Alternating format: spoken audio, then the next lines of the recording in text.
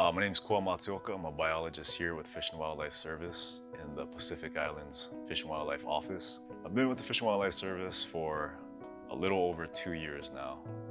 So prior to coming into this position, I worked for the Division of Forestry and Wildlife with the state, working on habitat conservation plans and technical assistance letters.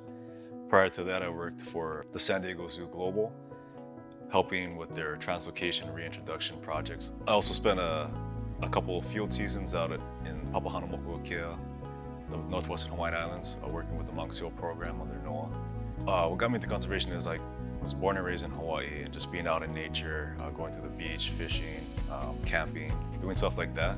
And in high school, I was introduced to the natural resources and environmental management field when I did an internship with Kupu, where we went around and helped environmental nonprofits around the island do restoration work. And that's how I realized that this was a career that I wanted to pursue. Over time, I saw the drastic changes that have happened when people don't take care of natural resources responsibly. So that prompted me and was sort of my motivation to go into this field so that I could change that and essentially do my part in making sure that our natural resources are preserved and managed so that future generations can enjoy them as well. One of my most memorable experiences in my career was working on the Palila project, releasing Palila that were born in conservation breeding centers back to the wild environment. So while working on this project, the crew was comprised of a bunch of local people from the area on Hawaii Island.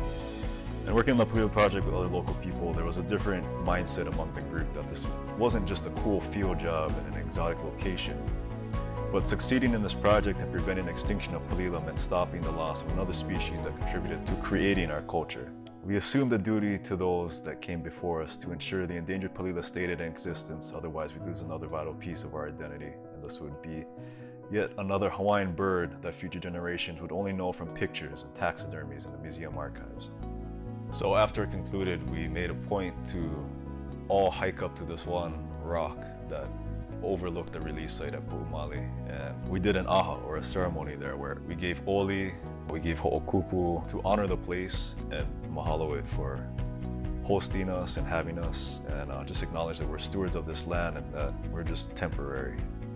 I know that a lot of the staff, every time I see them, every now and then, a lot of them are, still talk about that and how much it meant to them to actually be on a project that prioritized culture, identity, and looking at critically endangered species not just as an animal that's worth saving, but more as something that we should hold in higher regard, and it's our responsibility. Even to this day, a lot of other people who I see and still talk to is like, yeah, that Palila project was foundational in driving the passion for conservation and preventing the extinction of these Hawaiian forest birds.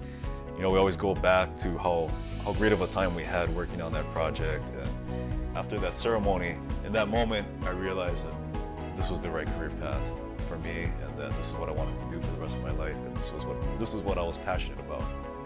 Honestly, what I would tell my younger self is keep doing what you're doing. You're on the right path. A couple of words of wisdom and advice would be to continue embracing change and new experiences, to stay curious, continue taking calculated risks, learn to be patient and practice discipline and humility, and have more empathy for other people. And it'll all lead to a smoother path into a career that I'm passionate about and enjoy going to every day.